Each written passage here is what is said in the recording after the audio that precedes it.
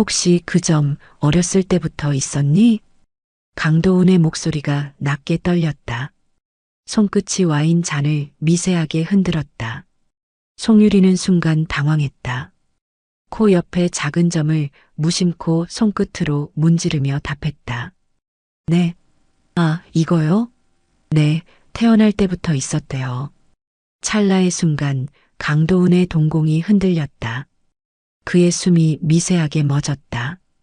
그 점, 그 위치, 그 모양 25해 전 사라진 딸의 흔적이었다. 25살 송유리는 거울 앞에 서서 자신의 모습을 마지막으로 점검했습니다. 오늘은 그녀의 인생에서 가장 중요한 날이었죠. 대기업 HT그룹의 첫 출근 날이었으니까요. 검은색 정장에 단정히 묶은 머리, 그리고 긴장감에 약간 상기된 얼굴. 유리는 깊게 숨을 들이마시고 내뱉었습니다. 할머니, 저 출근해요. 방 밖에서 할머니의 따뜻한 목소리가 들려왔어요. 우리 유리, 오늘부터 진짜 어른이 되는구나. 점심 잘 챙겨 먹고. 유리는 미소를 지었습니다. 부모님의 얼굴 한 번 본 적 없이 할머니 손에서 자랐지만 그 사랑은 충분했죠. 어려운 환경 속에서도 할머니는 유리가 최고의 교육을 받을 수 있도록 모든 것을 희생했으니까요. 그 덕분에 유리는 이제 자신의 실력으로 미래를 개척하려 합니다. HT그룹 본사 건물 앞에 서니 가슴이 두근거렸어요. 유리색 외벽에 반사된 햇빛이 눈부셨습니다. 유리는 깊게 숨을 들이마시고 당당하게 건물 안으로 걸어 들어갔죠. 로비는 생각보다 훨씬 웅장했습니다. 천장은 높고 바닥은 반들반들했으며 벽에는 회사의 역사를 보여주는 사진들이 걸려 있었어요. 그리고 로비 정중앙에는 카리스마 넘치는 회장의 초상화가 걸려 있었죠. 유리는 그 초상화 앞에 서서 자신도 모르게 중얼거렸습니다. 회장님 얼굴만 봐도 부담스럽네. 저 사람 밑에서 일해야 한다고? 처음 오셨습니까? 갑작스러운 목소리에 유리는 화들짝 놀랐어요. 옆에는 단정한 정장 차림의 여성 직원이 서 있었습니다.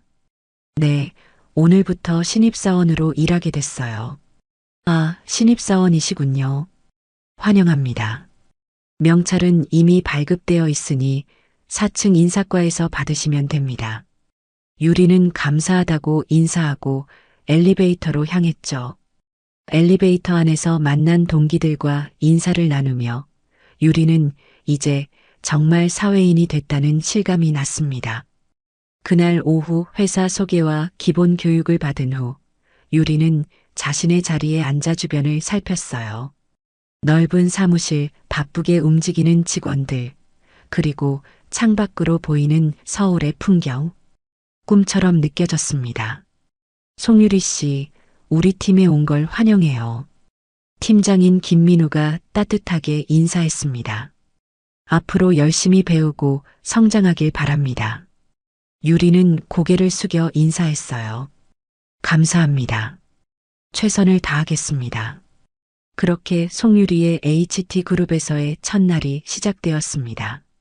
아직 모르는 것 투성이지만 이곳에서 자신의 가치를 증명하겠다는 결심을 했죠. 하지만 그녀는 이 회사와 자신 사이에 운명적인 연결고리가 있다는 사실을 전혀 알지 못했습니다. 그저 열심히 일하는 평범한 직장인이 되려 했을 뿐이에요. 그리고 그 결심은 곧 시험대에 오르게 될 것입니다. 입사 2주일 만에 송유리는 회사가 심각한 위기에 빠져 있음을 알게 되었습니다. 휴게실과 복도에서 오가는 이야기들, 긴장된 얼굴의 선배들, 그리고 늦은 시간까지 이어지는 회의들. 분위기가 심상치 않았죠. HT그룹의 주력 상품이 경쟁사에 완전히 밀렸다더라. 동기 중 한 명이 커피를 마시며 속삭였어요. 엘리베이터에서 부장님들 대화를 들었는데 큰일이라고 하시더라고. 유리는 묵묵히 듣고만 있었습니다. 대기업이라 안정적이라 생각했는데 이렇게 빨리 위기를 맞게 될 줄은 몰랐어요. 오후에 자신의 자리로 돌아오던 중 유리는 회장실 앞 회의실에서 열띤 토론 소리를 들었습니다. 이대로 가다간 올해 4분기에 적자를 면치 못합니다. 임원으로 보이는 남성의 목소리가 들렸어요. 경쟁사의 새 모델이 우리 제품보다 기능은 적은데 가격 경쟁력이 뛰어나서 시장을 완전히 빼앗긴 상황입니다. 다른 목소리가 이어졌죠. 유리는 걸음을 멈추고 생각에 잠겼습니다. 지난주에 제품 교육을 받으며 느꼈던 의문점이 떠올랐어요. HT그룹의 제품은 기능이 너무 많았고 그것이 오히려 사용자에게 혼란을 주는 것 같았거든요. 송 대리, 여기서 뭐해요? 갑자기 김민우 팀장이 나타났습니다. 유리는 깜짝 놀라 말했습니다. 아, 팀장님. 지나가다가 무심코 회의 내용 듣고 있었어요? 팀장의 눈빛이 날카로웠어요. 유리는 솔직하게 인정했죠. 네, 죄송합니다. 하지만 제가 생각하기에는 그녀는 망설이다가 용기를 내어 말했습니다. 저거, 이렇게 하면 해결될 텐데. 김민우는 호기심에 눈을 빛냈습니다. 어떻게요? 우리 제품의 장점은 다양한 기능이지만 그게 오히려 약점이 되고 있어요. 사용자들은 복잡한 기능보다 단순하고 직관적인 것을 원하죠. 핵심 기능만 남기고 단순화하면서 가격은 유지한다면 고품질 이미지를 지키면서도 경쟁력을 갖출 수 있을 거예요. 김민우는 잠시 생각에 잠겼다가 유리의 팔을 잡았습니다. 회의실로 들어가요. 네, 지금요? 네, 지금. 유리의 심장이 쿵쾅거렸어요. 회의실 문이 열리고 모든 임원들의 시선이 그녀에게 집중되었습니다. 회장 강도훈의 날카로운 눈빛이 가장 부담스러웠죠. 김 팀장, 무슨 일인가? 강도훈이 물었습니다. 회장님, 이 직원이 좋은 의견이 있어서 모시고 왔습니다. 유리는 떨리는 목소리로 자신의 생각을 설명했어요. 처음에는 회의실 안이 차가운 긴장감으로 가득 찼지만 점점 임원들의 표정이 바뀌기 시작했습니다. 단순화. 그런데 가격은 유지. 마케팅 이사가 중얼거렸죠. 고급 브랜드 이미지는 지키면서 경쟁력도 확보할 수 있겠군요. 다른 임원이 말했습니다. 강도훈 회장은 유리를 뚫어지게 쳐다보았어요. 자네 몇 년 차지? 신입사원입니다. 2주일 전에 입사했습니다. 회의실이 잠시 조용해졌어요. 강도훈의 입가에 미소가 번졌습니다. 때로는 신선한 시각이 필요하지. 자네 의견을 더 자세히 들어보고 싶군. 그날 밤늦게까지 송유리는 자신의 아이디어를 구체화하는 회의에 참석했습니다. 생각지도 못했던 기회였죠. 그리고 이것이 송유리와 강도훈 두 사람의 운명적인 만남의 시작이었습니다. 한 달 후 HT그룹은 놀라운 속도로 위기에서 벗어나고 있었습니다. 송유리의 아이디어를 바탕으로 한 신제품 라인은 시장에서 폭발적인 반응을 얻었고 주가도 회복세에 접어들었어요. 회사 내에서는 이 성공을 축하하는 분위기가 가득했죠. 금요일 저녁 강도훈 회장은 특별히 회식을 주최했습니다. 고급 레스토랑에 예약된 커다란 테이블에는 임원들과 함께 위기 극복에 기여한 직원들이 초대받았어요. 물론 송유리도 그중 한 명이었습니다. 오늘은 우리 HT그룹이 어려움을 이겨내고 새롭게 도약하는 자리를 마련했습니다. 강도훈은 와인 잔을 들며 말했어요. 특히 신선한 시각으로 우리에게 새로운 길을 제시해준 인재들에게 감사드립니다. 회장의 시선이 유리에게 머물렀습니다. 유리는 긴장한 채 미소를 지었어요. 그런 뛰어난 인재가 우리 회사에 들어온 걸 다행이라 생각하오. 강도훈이 직접 유리를 언급했죠. 테이블 주변의 모든 시선이 유리에게 집중되었습니다. 유리는 얼굴이 붉어졌어요. 감사합니다, 회장님. 제가 할 수 있는 일을 했을 뿐입니다. 회식은 화기애애한 분위기로 이어졌습니다. 유리는 여러 임원들과 대화를 나누며 네트워킹의 기회도 가졌죠. 하지만 가끔씩 유리는 강도은 회장이 자신을 관찰하고 있다는 느낌을 받았어요. 호기심과 뭔가 더 깊은 감정이 섞인 시선이었습니다. 다음 날 아침 유리는 출근하자마자 놀라운 메시지를 받았어요. 강도은 회장이 직접 오찬을 제안한 것입니다. 메시지를 본 유리의 손이 떨렸습니다. 김 팀장님, 이게 무슨 뜻인가요? 왜 회장님이 저를? 김민우 팀장은 미소를 지었어요. 잘 됐네요. 회장님께서 젊은 인재와 식사를 함께하며 의견을 듣고 싶다고 하셨거든요. 기회를 잘 살리세요. 유리는 머릿속이 복잡했습니다. 왜 하필 자신을 선택한 걸까요? 단순히 회사 기여 때문인지 아니면 다른 이유가 있는지. 하지만 분명한 건 이것이 엄청난 기회라는 사실이었죠. 참, 회장님은 정시에 도착하시는 걸 중요하게 생각하세요. 오늘 오후 1시 정각에 호텔 레스토랑으로 가세요. 김 팀장이 조언했습니다. 유리는 하루 종일 초조했어요. 점심시간이 다가오자 그녀는 화장실에 가서 거울을 보며 자신의 모습을 점검했습니다. 오늘따라 왜 이렇게 긴장되는지 스스로도 이해할 수 없었어요. 괜찮아, 유리. 그냥 평소처럼 해. 그녀는 자신에게 속삭였어요. 기사가 운전하는 회사 차량이 그녀를 호텔로 데려다 주었습니다.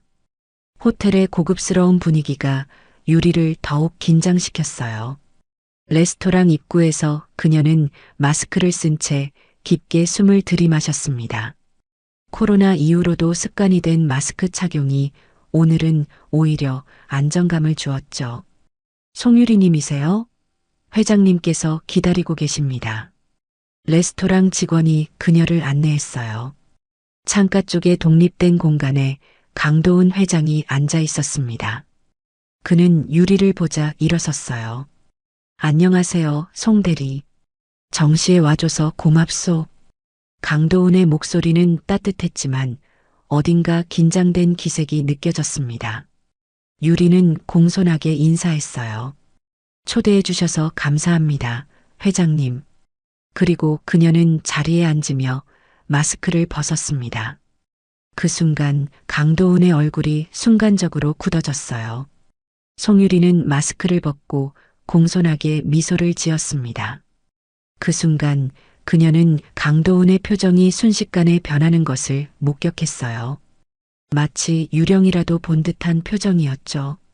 그의 얼굴에서 혈색이 빠져나가고 와인 잔을 든 손이 미세하게 떨리기 시작했습니다. 회장님, 괜찮으세요? 유리가 걱정스럽게 물었어요. 강도은은 정신을 차리려는 듯 고개를 가볍게 저었습니다. 그의 시선은 유리의 얼굴 한 곳에 고정되어 있었죠. 바로 그녀의 코 옆에 있는 작은 점이었습니다. 아, 네, 괜찮습니다. 강도은은 겨우 대답했어요. 그의 목소리에는 미묘한 떨림이 담겨 있었습니다.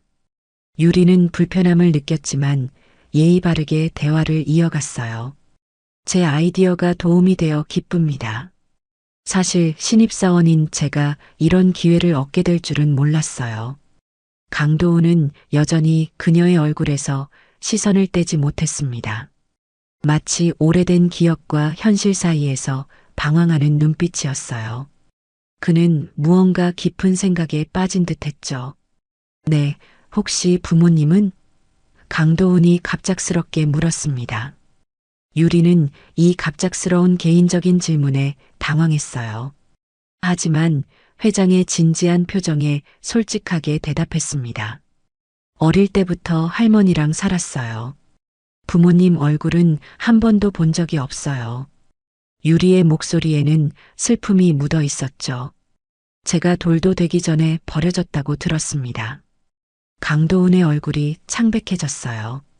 그의 손이 테이블 위에서 꽉 쥐어졌죠. 버려진 게 아닐 수도 있습니다. 유리는 고개를 갸웃했어요.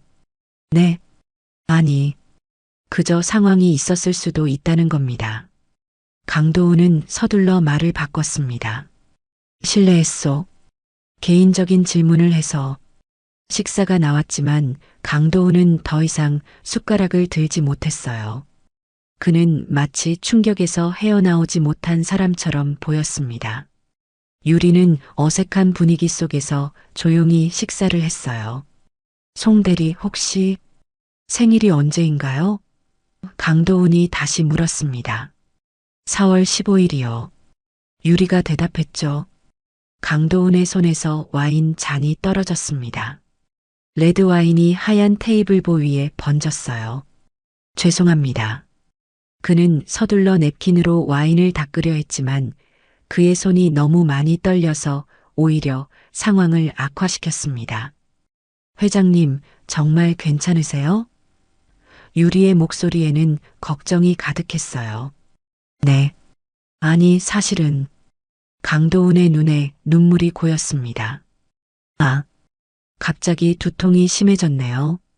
오늘은 여기까지 하는 게 좋겠습니다. 유리는 당황했지만 이해한다고 했어요. 네, 회장님. 건강이 우선이니까요. 강도은은 자리에서 일어났습니다. 오늘은 미안하오.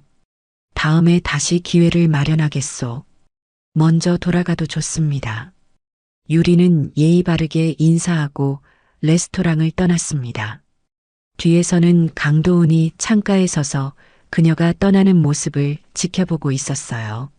설마, 강도은은 혼잣말로 중얼거렸습니다. 그의 눈에서는 눈물이 흘러내리고 있었어요. 이렇게 우연히? 그날 밤 강도은은 자신의 저택 서재에서 오래된 사진첩을 꺼냈습니다. 그 안에는 25년 전 유괴됐던 그의 어린 딸의 사진이 있었어요. 코 옆에 작은 점, 그리고 똑같은 생일. 우연이라기엔 너무 많은 일치점이었습니다. 드디어 찾았단 말인가. 강도은은 흐느끼며 사진을 가슴에 안았어요. 그날 밤 강도은은 잠을 이루지 못했습니다. 서재의 시계가 새벽 3시를 가리키는 동안에도 그는 소파에 앉아 오래된 신문 기사들과 사진들을 뒤적이고 있었어요. 25년 전의 기억이 마치 어제 일처럼 생생하게 떠올랐습니다. 유괴범들에게서 전화가 왔을 때 모든 지시사항을 따랐는데 그런데도 아이는 돌아오지 않았어.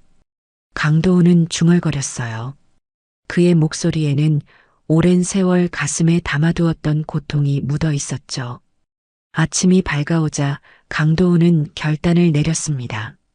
그는 자신의 가장 신뢰하는 비서에게 전화를 걸었어요. 박 비서, 긴급한 일이 있네. 절대 비밀로 해야 하네. 전화기 너머로 박 비서의 진지한 목소리가 들려왔습니다. 네, 회장님. 무슨 일이신지요? 송유리 대리의 DNA 샘플이 필요하네. 가능한 빨리, 그리고 절대 비밀리에. DNA 샘플이요? 박 비서의 목소리에는 놀라움이 묻어났어요. 그래. 어떻게든 구해야 하네. 회사 건강검진 기록을 이용하든 그녀의 개인 물품에서 채취하든 방법은 자네가 알아서 하게. 강도은의 목소리는 단호했습니다. 그는 자신이 비윤리적인 일을 요구하고 있다는 것을 알았지만 25년간의 고통과 기다림 앞에서는 그런 고민이 무색해졌어요. 박 비서는 회장의 명령을 따랐습니다. 그는 회사 건강검진 시스템에 접근하여 송유리의 혈액 샘플을 확보했고 동시에 강도은의 혈액 샘플도 준비했어요. 그리고 두 샘플은 비밀리에 신뢰할 수 있는 유전자 검사 기관으로 보내졌습니다. 결과를 기다리는 사흘 동안 강도은은 마치 세월이 멈춘 것처럼 느껴졌어요. 회사 업무에 집중하는 척했지만 그의 마음은 온통 유전자 검사 결과에 매달려 있었습니다. 그는 송유리를 멀리서 지켜보았어요. 그녀의 웃는 모습, 대화하는 모습, 심지어 걷는 모습에서도 자신의 아내를 닮은 흔적을 발견하는 것 같았죠. 스스로에게 희망을 너무 많이 걸지 말자. 강도우는 자신에게 타일렀습니다. 이런 우연이 있을 리 없어. 하지만 마침내 결과가 도착한 날 박 비서는 떨리는 목소리로 강도훈에게 전화했어요.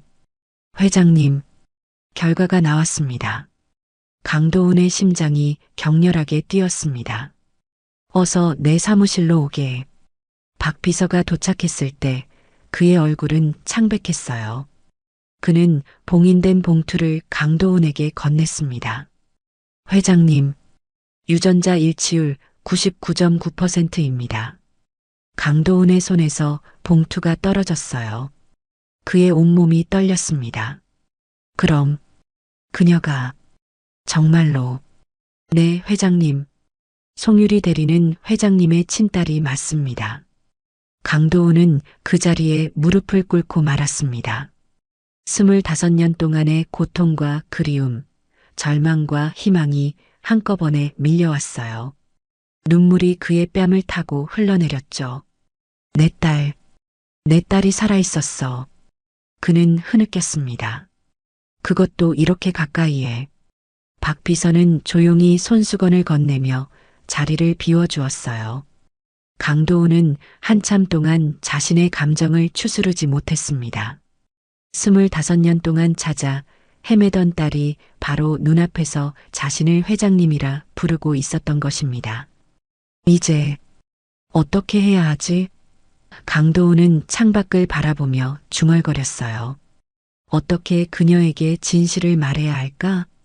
강도훈은 이틀 동안 숙고한 끝에 송유리를 다시 만나기로 결심했습니다. 그는 자신의 사무실로 그녀를 불렀어요. 유리는 또다시 회장의 호출을 받고 긴장했지만 이번에는 더 침착하게 대응하려 했습니다. 들어오게, 송 대리. 강도훈의 목소리는 평소보다 부드러웠어요. 유리는 정중하게 인사하고 자리에 앉았습니다. 부르셨습니까, 회장님? 강도훈은 그녀를 바라보았어요. 이제 보니 그녀의 눈매가 자신의 아내를 닮았다는 사실이 분명했습니다. 어떻게 그동안 알아채지 못했을까요? 그는 말을 꺼내려 했지만 갑자기 목이 메었습니다. 저번 점심 식사 때 갑자기 자리를 뜨게 되어 미안하오. 강도훈이 간신히 말을 이었어요. 괜찮습니다. 건강이 우선이니까요. 유리가 공손하게 대답했죠. 강도훈은 책상 서랍에서 작은 사진첩을 꺼냈습니다. 그의 손이 미세하게 떨렸어요. 송 대리에게 보여주고 싶은 것이 있소. 유리는 의아했지만 고개를 끄덕였습니다.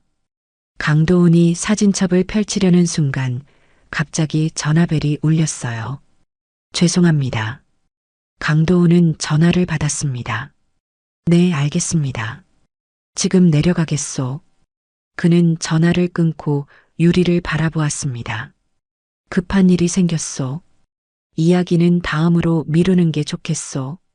유리는 이해한다는 듯 고개를 끄덕였지만 내심 의아했어요. 회장이 자신에게 굳이 사진첩을 보여주려 했던 이유가 궁금했죠. 다음 날 강도훈은 다시 유리를 불렀습니다. 이번에는 오후 늦게였어요.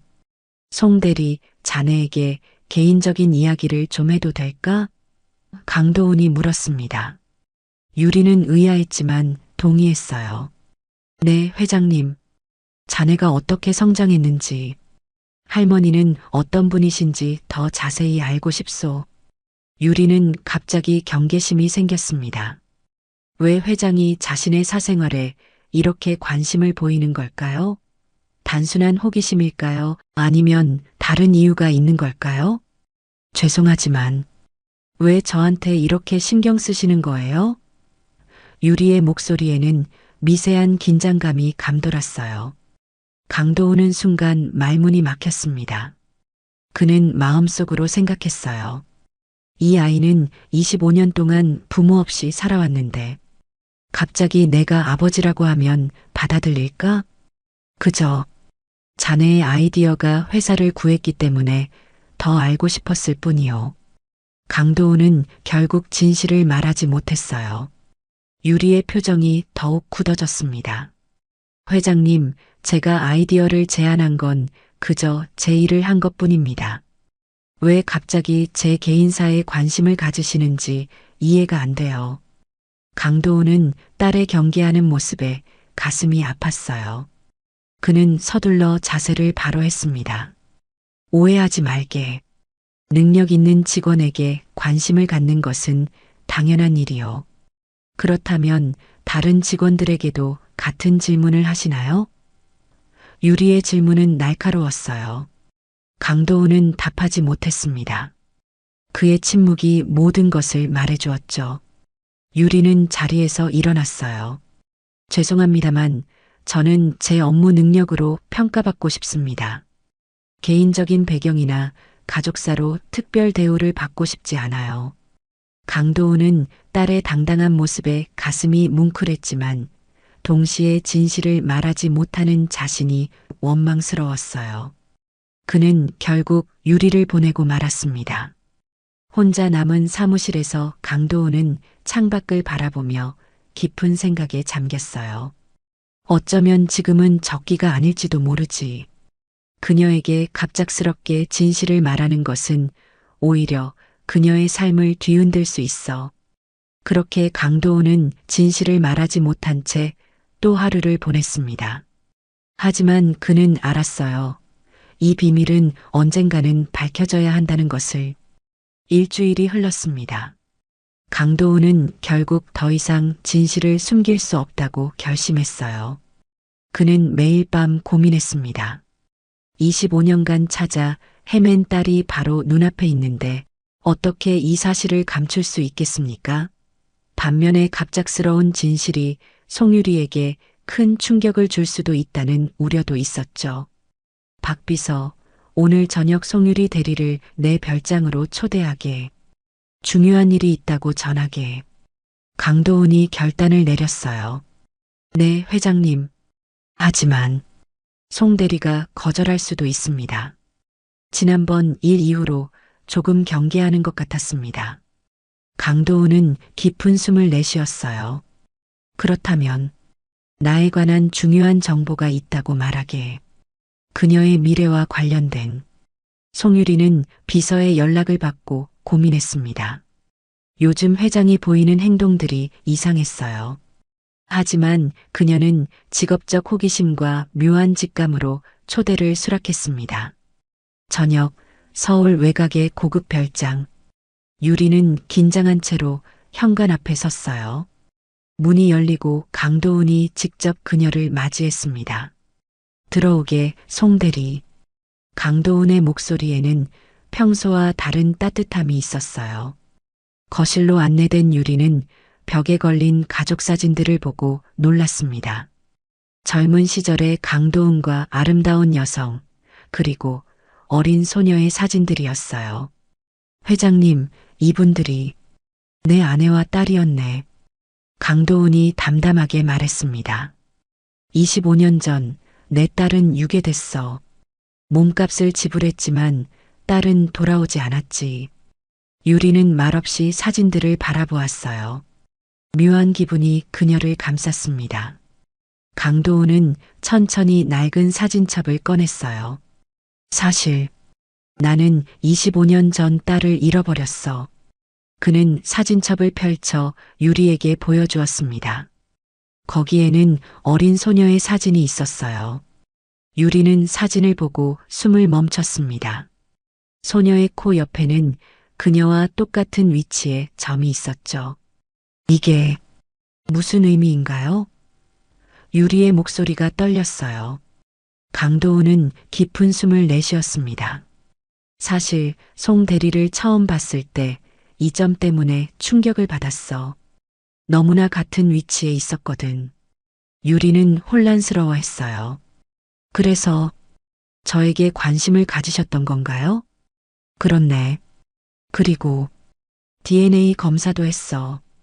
강도훈이 조용히 고백했습니다. DNA 검사요? 유리의 눈이 커졌어요.